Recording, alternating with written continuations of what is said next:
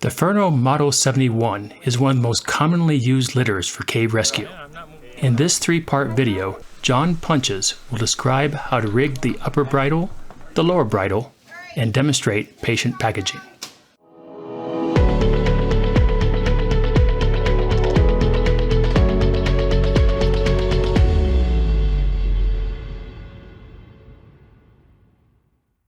Welcome again. This is John Punches with National Cave Rescue Commission, or NCRC. This time we're going to show you how to tie the longer or low bridle on the Ferno Model 71 litter. And we're going to start again with some 11 millimeter or 7/16 static rope. We like to have stuff with a relatively sturdy sheath. And once again, we're going to find the center. This piece now is 22 feet.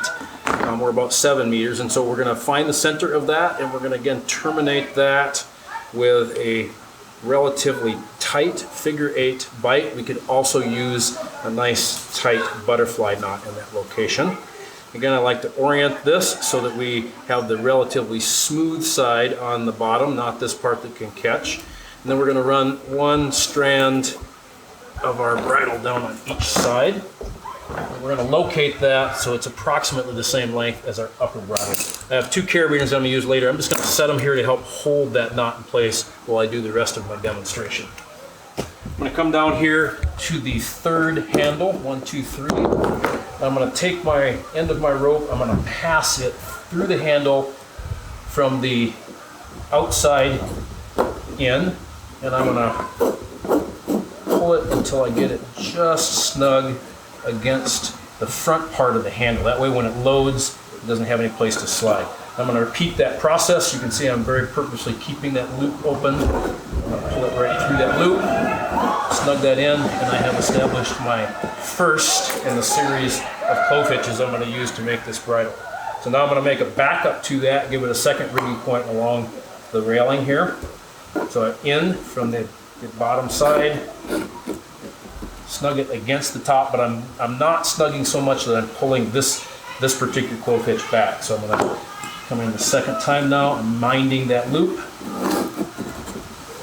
That makes my second clove hitch, and then I'm going to wrap it through once again, bring it through my cordage there, and make myself a nice snug overhand there.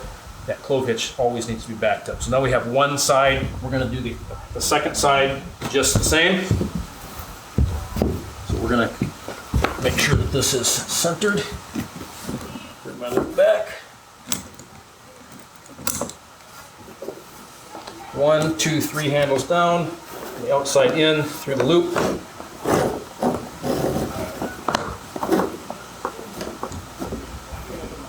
Orient at the head of the litter, outside in and through my loop.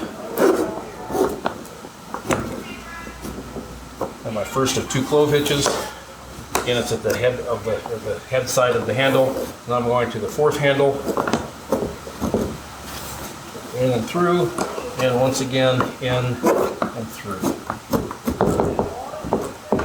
Wrap through one final time, back through my cordage, and I make a nice tight overhand right down against as a backup. At this point, we have something that will allow us to create an articulating point over an edge. I want to make sure that we've got these properly centered, approximately the same length.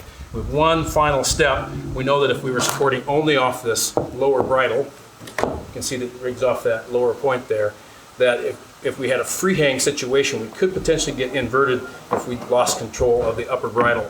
So we're going to put a couple of carabiners in just to mind that. And so these are extra large carabiners, steel for robustness. We're going to clip them down in, and we're going to capture that bridle and leave them hanging. We're going to do that on both sides.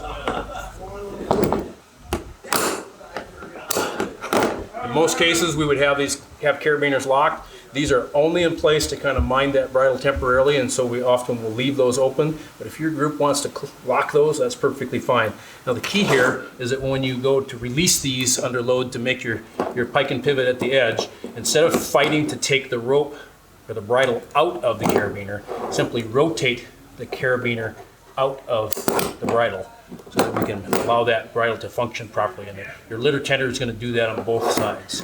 And once again, instead of fighting to take the rope out of the carabiner, which is hard to do under load, we pull that up and open it and rotate it out. That's the easy way to allow that to carry out its pike and pivot maneuver. So once again, that's the lower bridle, or the long bridle, on the Ferno Model 71 litter that we use here at NCRC. We're doing sharp edges to create our pike and pivot move.